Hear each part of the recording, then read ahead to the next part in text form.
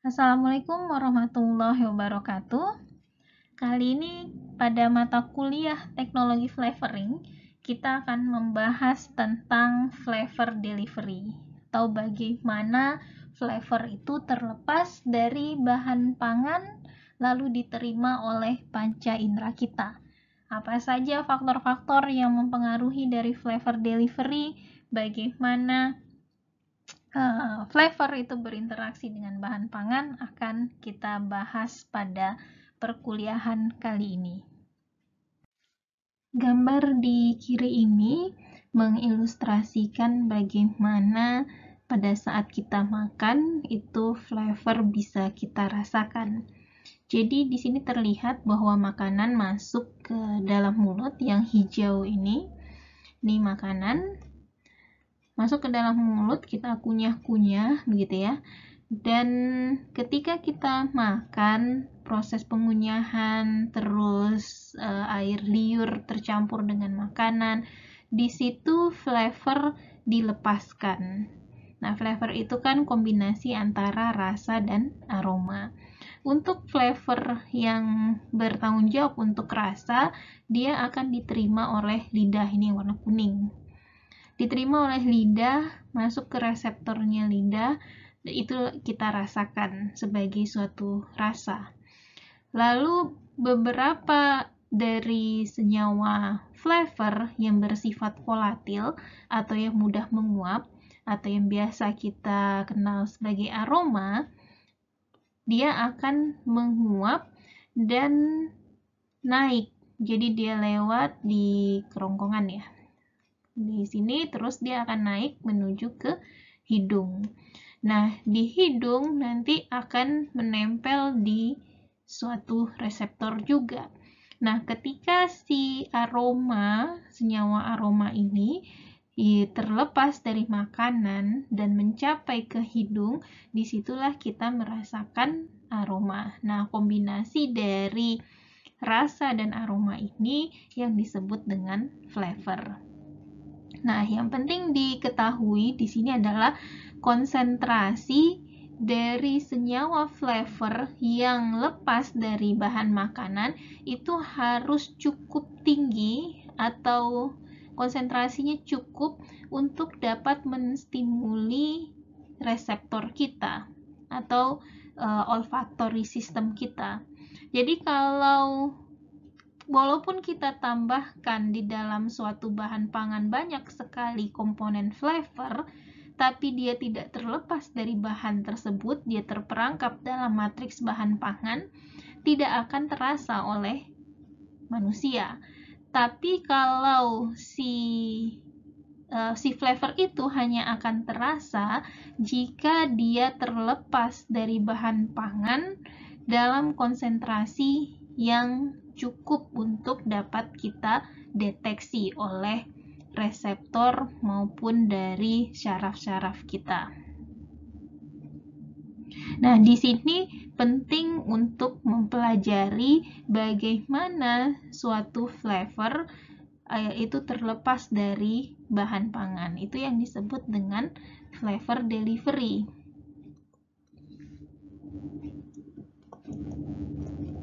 Jadi di sini bukan delivery mengantarkan seperti GoFood, Gojek begitu ya, GrabFood dan sebagainya.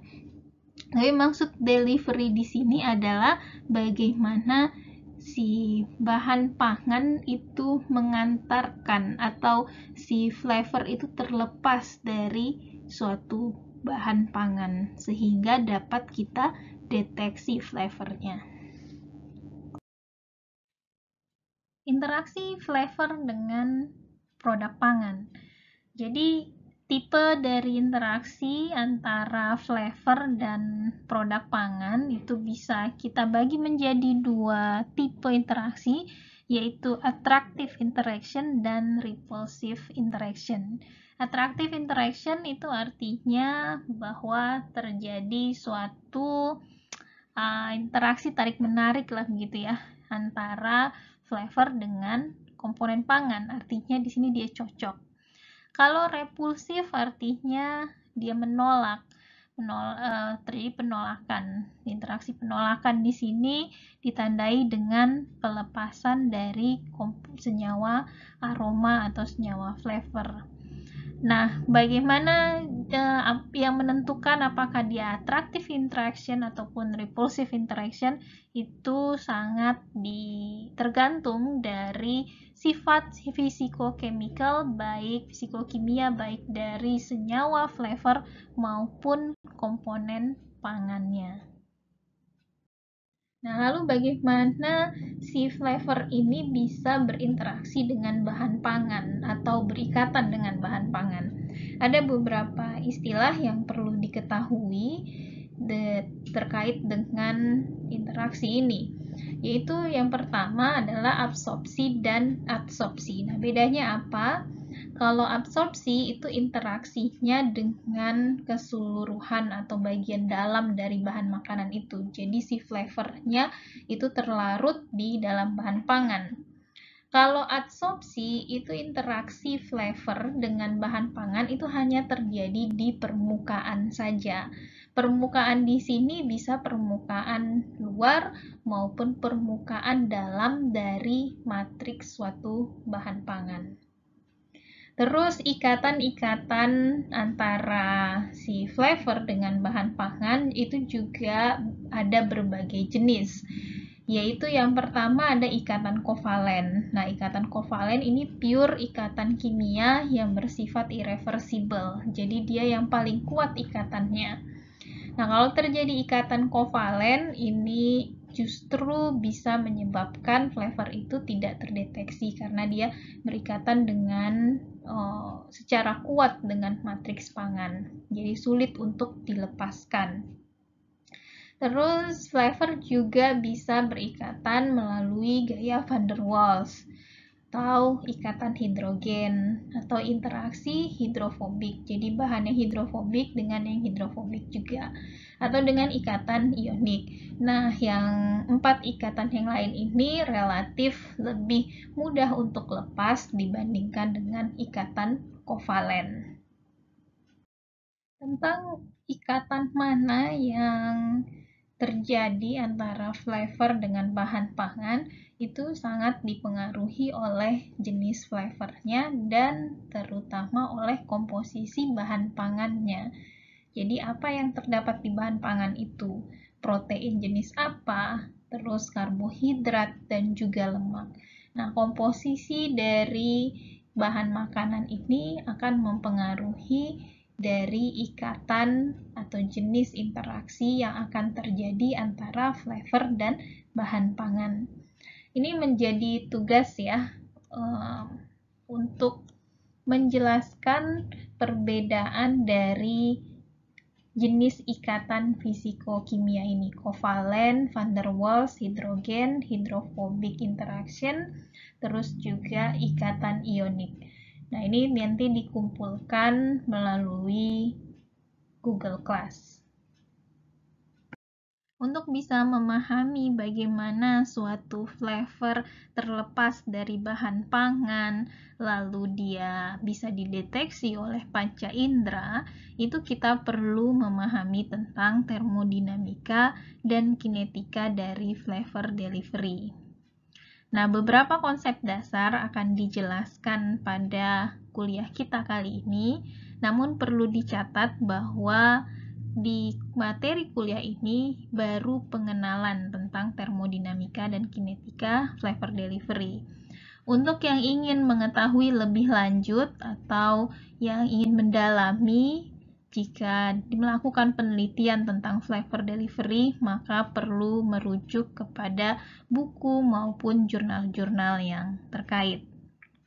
Nah, yang pertama yang perlu diperhatikan tentang flavor delivery itu adalah suatu flavor itu hanya bisa terlepas jika equilibrium dari antara fase gas dan fase produk itu terganggu. Apa sih maksudnya fase gas dan fase produk? Jadi kita diibaratkan dalam mulut kita, misalnya makanan di dalam mulut, itu seperti botol ini gitu. Nah, jadi di sini ada makanannya. Ini disebut dengan produk, fase produk. Itu makanannya. Nah, kita kunyah gitu ya. Ada rongga di dalam mulut itu. Rongga itu adalah fase gas. Nah, ketika si flavor itu bisa kita deteksi adalah ketika flavor itu terlepas di gasnya. Dan keseimbangan antara fase produk dan fase gas itu ketika diganggu keseimbangannya, maka disitulah terjadi pelepasan flavor. Nah, di sini ada satu istilah yang juga penting untuk diketahui dalam dunia flavoring adalah headspace.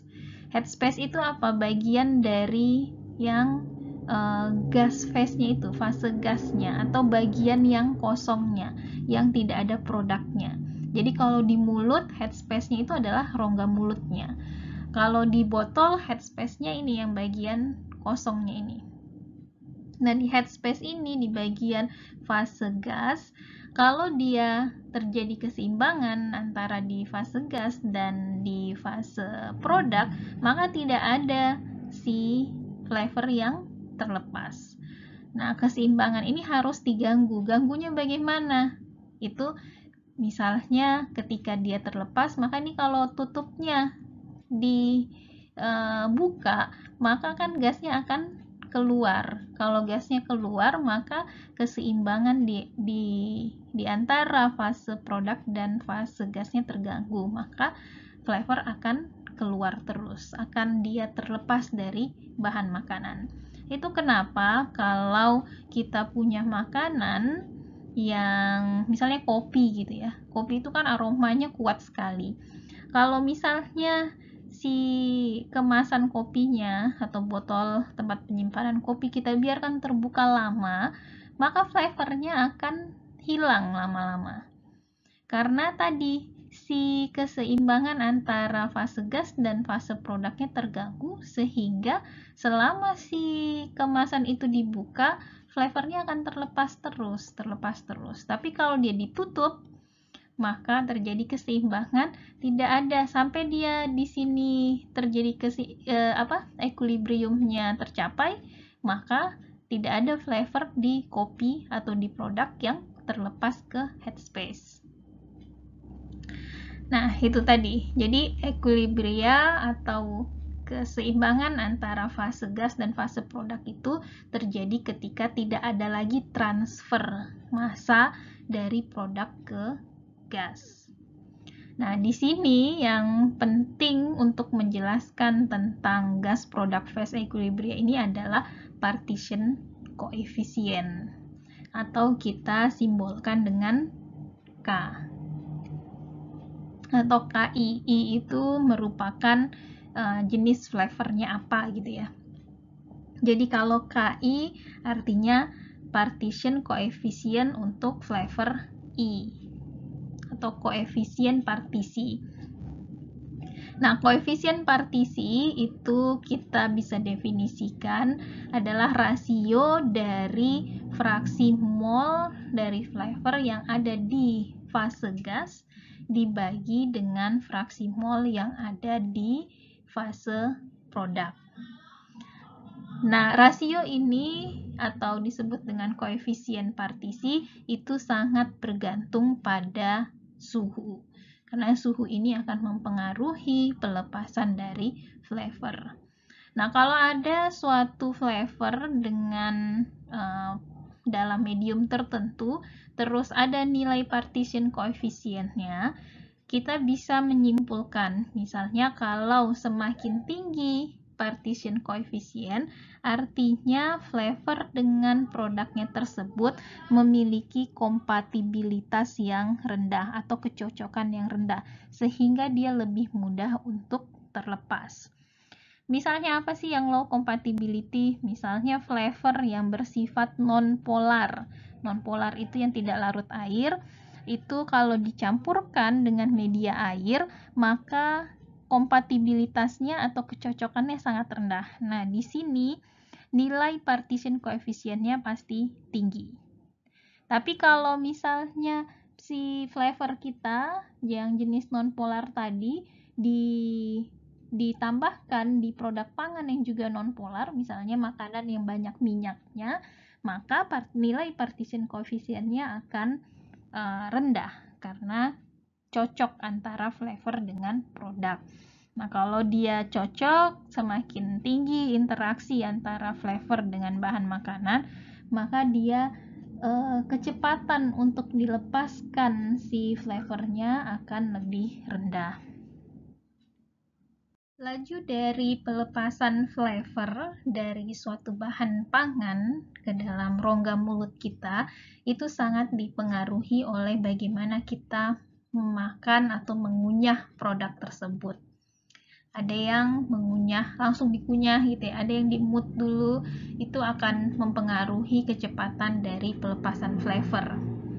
Nah, flavor pada saat kita makan itu dia berpindah atau berdifusi dari bahan makanan ke saliva atau ke air liur, barulah lepas ke rongga mulut atau headspace-nya. Nah, gaya yang mendorong dari perpindahan massa ini adalah karena adanya perbedaan konsentrasi. Perbedaan konsentrasi flavor pada makanan, perbedaan konsentrasi flavor pada saliva, dan perbedaan konsentrasi flavor pada headspace. Secara matematis dapat kita gambarkan dari kecepatan transfer massa komponen flavor ini sebagai ini untuk kalau di produknya yaitu dmp per dt atau kecepatan mass transfer atau transfer komponen flavor di produk pangan. Itu adalah Kp dikali perbedaan konsentrasi atau gradien konsentrasi. Cp yang ada in-nya ini adalah konsentrasi dari flavor yang ada di produk dan terdapat di interface. Apa itu interface? Jadi kalau kita lukiskan apa yang terjadi di dalam mulut itu seperti ini. Ini adalah product phase atau fase produknya.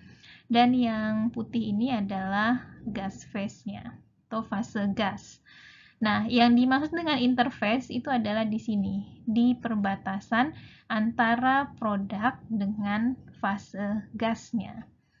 Jadi tadi kecepatan dari transfer massa, transfer dari komponen flavor ini dari produk ke fase gas itu sangat dipengaruhi oleh perbedaan konsentrasi dari flavor di bagian interface dengan konsentrasi flavor yang ada di dalam produknya, yang bukan di perbatasan antara fase produk dan fase gas. Dan di sini terlihat bahwa kalau semakin tinggi konsentrasi yang di interface, maka akan semakin cepat juga transfer massa flavornya tersebut. K atau Kp di sini ini artinya adalah koefisien dari transfer massa.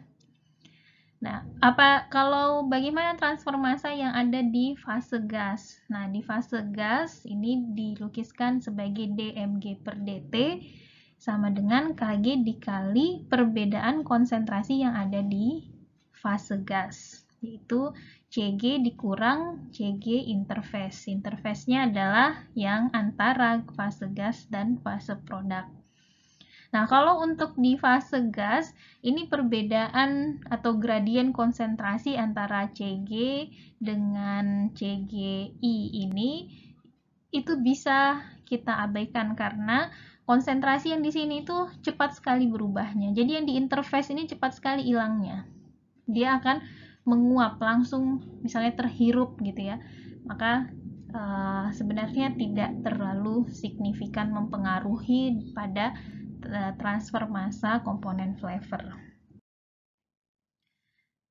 Nah, bagaimana cara si molekul dari flavor ini terdifusi dari produk ke interface, ke permukaan, terus dari interface ini ke fase gas. Ada dua macam difusi, yaitu molecular diffusion dan eddy diffusion. Apa bedanya? Kalau yang disebut molekular difusi atau difusi molekular itu terjadi karena setiap molekul itu dia bergerak ya, dia tidak stagnan atau diam, dia dinamis, dia bergerak dengan sendirinya. Nah, dengan pergerakan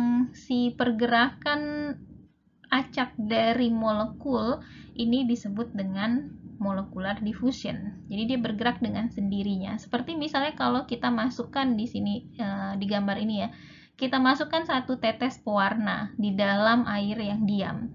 Nah, di situ si molekul pewarnanya akan bergerak sendiri tanpa ada gaya dari luar. Kalau eddy diffusion itu atau turbulent diffusion itu adalah ketika si difusi dari atau perpindahan molekul itu disebabkan oleh adanya gaya dari luar. Nah, gaya dari luar dalam hal ini kalau di gambar ini ya contohnya misalnya kita aduk gitu pakai sendok, akhirnya tercampur atau terjadi difusi dari molekul-molekul atau dari senyawa pewarna ini. Nah, kalau konteksnya flavor itu eddy diffusion di sini karena adanya tadi kita kunyah di dalam mulut pakai lidah, dia akan berpindah gitu ya dari sisi kiri ke sisi kanan dari mulut. Nah, itu yang menyebabkan terjadinya difusi dari senyawa-senyawa flavor. Seperti yang tadi dijelaskan bahwa flavor itu dia berinteraksi dengan bahan pangan dan bagaimana interaksinya tergantung pada komposisi dari bahan pangan tersebut. Nah, kita akan lihat satu-satu dari komposisi bahan pangan itu. Yang pertama, bagaimana interaksi antara lipid dengan flavor.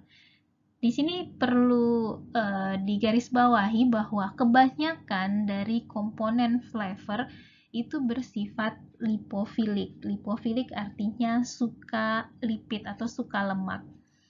Kebalikannya adalah hidrofilik. Hidrofilik adalah suka air. Lipofilik ini persamaannya adalah hidrofobik.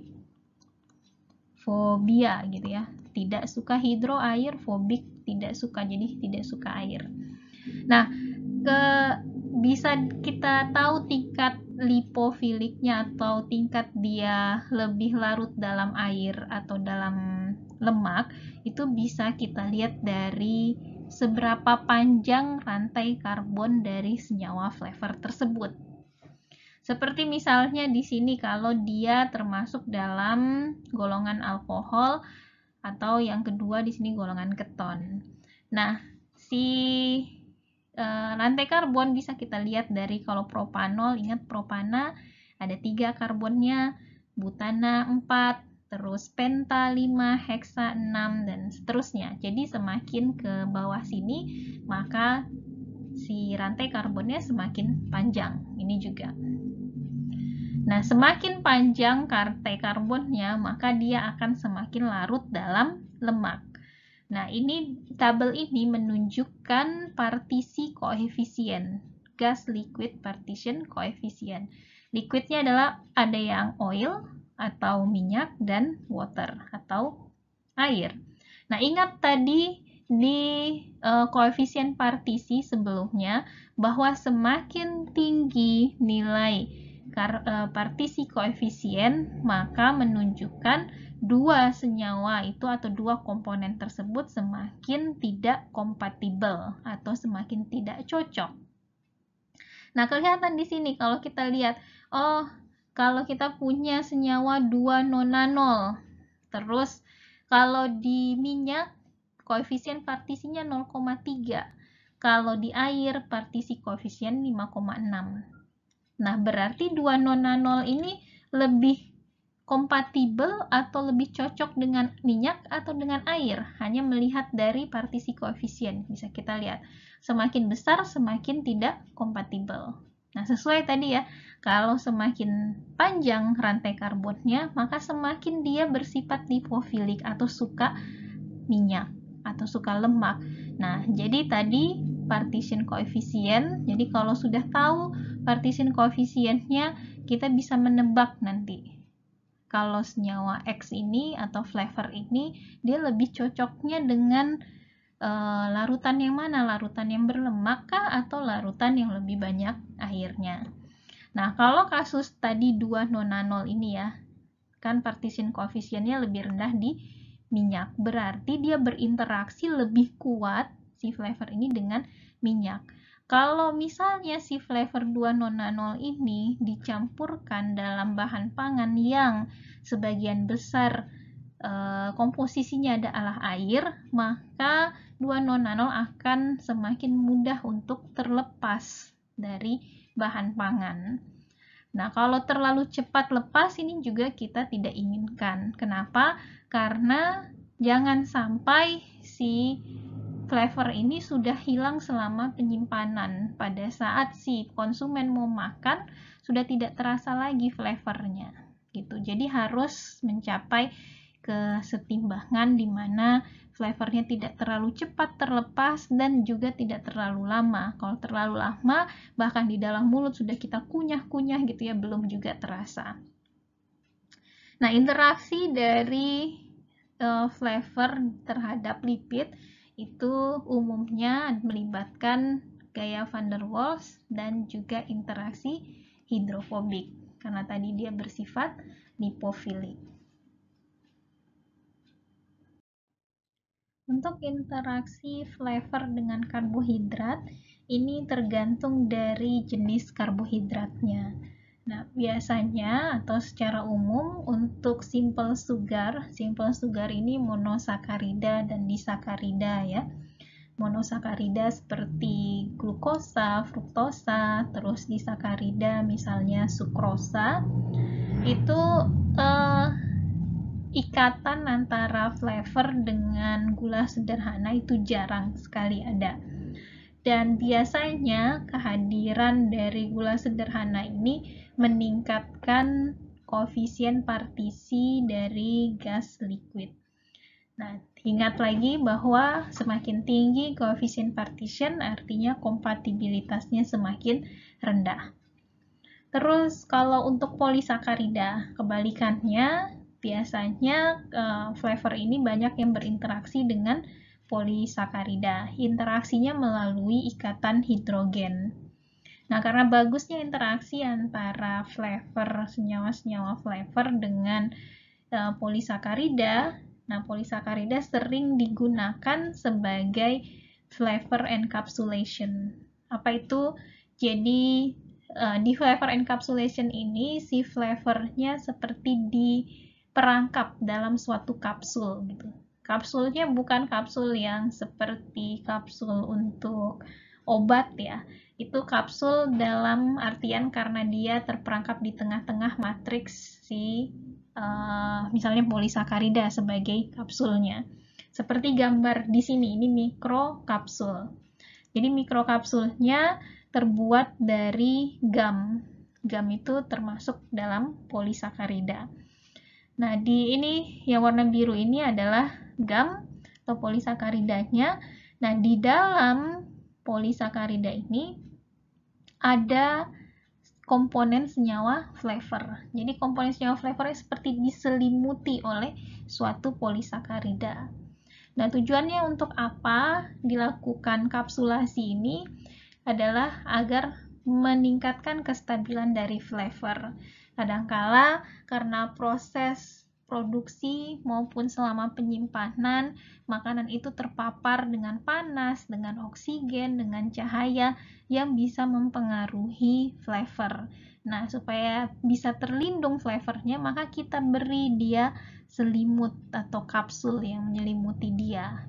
Dan itu bisa kita menggunakan polisakarida seperti pati maupun cyclodextrin.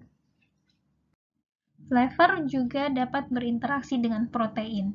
Ingat, protein itu terdiri atas asam amino yang saling berikatan satu sama lain membentuk suatu rantai yang panjang atau polipeptida.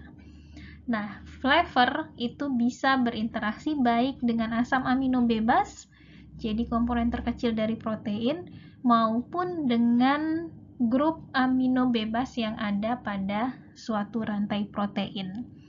Grup amino itu seperti apa di sini? Yang NH3 itu salah satu grup amino bebas yang ada di protein, itu dia berinteraksi dengan senyawa flavor, misalnya dengan ionik gaya ikatan ionik. Terus flavor-flavor yang non-polar itu juga bisa terdifusi di bagian sisi hidrofobiknya protein. Nah, protein itu dia membentuk terdiri atas beberapa polipeptida gitu ya. Nah, polipeptida ini dia kalau membentuk suatu kayak kayak benang kusut begitu ya. Suatu molekul protein yang besar yang terdiri atas beberapa polipeptida bentuk 3 dimensi dari protein. Nah, bentuk 3 dimensi ini ada yang bagian luar. Nah, bagian luar, kalau misalnya dalam suatu makanan yang banyak airnya, maka bagian luar ini bersifat hidrofilik atau dia suka air. Nah, yang di bagian dalam ini bersifat hidrofobik atau tidak suka air. Nah, flavor itu bisa terdifusi di bagian core ini atau bagian tengahnya yang bersifat hidrofobik tadi, membentuk suatu hidrofobik pocket atau kantong hidrofobik. Tipe dari produk pangan, apakah dia berbentuk padat atau solid, atau dia berbentuk liquid atau cairan, atau dia berbentuk semi-solid, itu juga akan mempengaruhi dari kinetika pelepasan si flavornya dari bahan pangan. Tadi sudah dijelaskan sebelumnya bagaimana persamaan matematis dari kecepatan transfer massa atau kecepatan pelepasan dari flavor dari bahan pangan. Nah, kalau kita ingin mengurutkan laju dari pelepasan flavor berdasarkan tipe produk pangannya, pada umumnya yaitu yang paling cepat pelepasan flavornya adalah pada produk yang bersifat liquid, baru setelah itu semi-solid, dan yang terakhir adalah solid. Kenapa? Karena untuk produk yang liquid atau cairan, dia akan lebih cepat berinteraksi dengan saliva atau air liur. Ingat tadi ada 3 difusi gitu ya, mulai dari bahan pangannya, flavor di bahan pangan, dia harus berdifusi ke saliva, baru nanti ke rongga mulut atau headspace-nya. Nah, kalau liquid itu mudah sekali dia berinteraksi dengan saliva. Berbeda dengan solid. Kalau produknya bersifat padatan, maka tidak semua permukaannya langsung berinteraksi dengan saliva atau air liur kita. Harus dikunyah dulu, harus dikecilkan ukurannya dulu, baru nanti dia si air liur bisa mengakses produk pangan kita. Nah, jadi untuk transfer massa atau pelepasan flavor di produk pangan yang berbentuk padatan itu sangat dipengaruhi oleh bagaimana kita makan, kecepatan mengunyah kita, seberapa sering kita mengunyah. Nah, frekuensi dari mengunyah ini atau chewing frekuensi ini semakin tinggi, artinya semakin sering kita semakin cepat, jumlah kita mengunyah dalam satu satuan waktu semakin tinggi, maka kita akan mempercepat dari pelepasan flavor.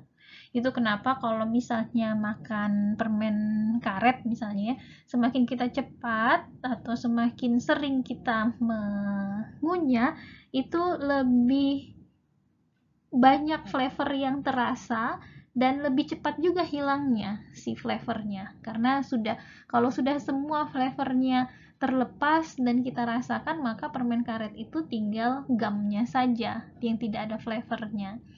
Tapi kalau misalnya permen tadi tidak kita kunyah, kita biarkan saja di mulut, maka pelepasan dari flavornya juga akan lambat. Jadi dia semakin lama bisa kita rasakan flavornya. Tapi flavor yang kita rasakan tidak intensitasnya tidak setinggi ketika kita kunyah-kunyah terus gitu ya. Kenapa bisa seperti itu? Di sini ada dua alasan. Yang pertama, ketika kita mengunyah, kita mengecilkan ukuran dari produk. Jadi misalnya kita makan produk seperti makan ini deh, permen blaster gitu ya. Kan permen blaster itu tengahnya ada seperti cairan mintnya.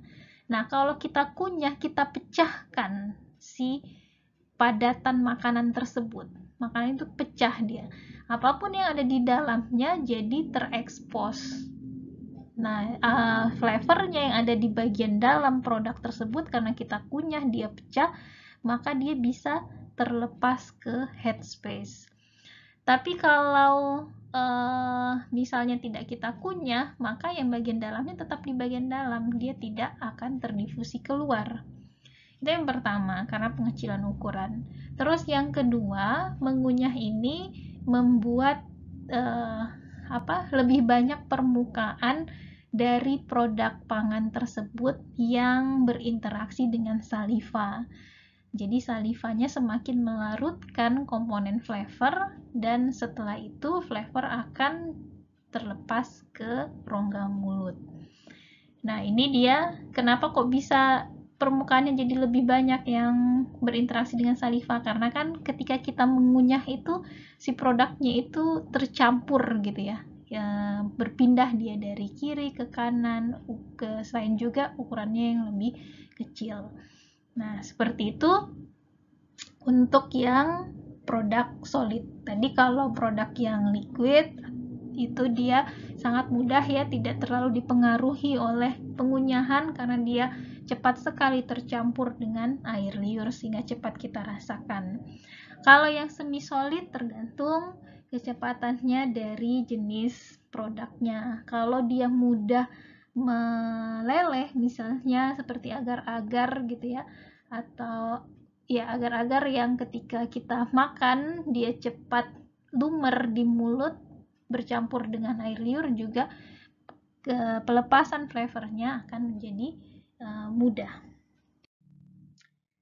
Kesimpulan, jadi secara umum bisa kita simpulkan bahwa pelepasan flavor atau flavor release and delivery itu dipengaruhi oleh berbagai macam faktor, yaitu yang pertama sifat dari senyawa flavor itu sendiri, seperti apakah dia non-polar atau polar, terus seberapa tinggi sifat non-polarnya, yang bisa kita lihat salah satunya dari panjang rantai karbon dari senyawa flavor tersebut. Dan ini akan mempengaruhi bagaimana interaksinya di bahan pangan, mempengaruhi partisi koefisiennya maupun kecepatan dari pelepasan komponen senyawa flavor dari bahan pangan. Terus yang kedua, konsentrasi. Konsentrasi dari senyawa flavor atau volatile compound-nya. Nah, konsentrasi tadi sangat mempengaruhi kecepatan pelepasan flavor. Ingat gradien yang sangat mempengaruhi itu adalah perbedaan konsentrasi di antara fase gasnya dengan fase padatan atau fase produknya. Terus yang ketiga, komposisi dari produk pangan tersebut, karbohidratnya, proteinnya, lemaknya gitu ya. Karena masing-masing komponen bahan pangan ini dia bisa berinteraksi dengan senyawa flavor. Terus terutama untuk produk pangan yang bersifat padat atau solid, itu sangat dipengaruhi dengan eating behavior atau bagaimana kita memakan, seberapa apakah kita mengunyahnya cepat, frekuensi mengunyah kita, atau makanan itu hanya kita diamkan saja di dalam mulut, kita hisap-hisap saja gitu ya.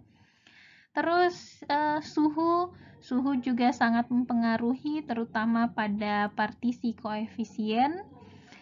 Dan yang terakhir adalah tipe produk pangannya, apakah dia solid, liquid, atau semi-solid. Ini akan sangat mempengaruhi pada kecepatan pelepasan flavor. Demikian untuk kuliah kali ini, dan sumber bacaan yang saya gunakan untuk membuat materi ini adalah ini, Food Flavor Technology, yang ditulis oleh Taylor dan Linford. Terima kasih atas perhatiannya. Assalamualaikum warahmatullahi wabarakatuh.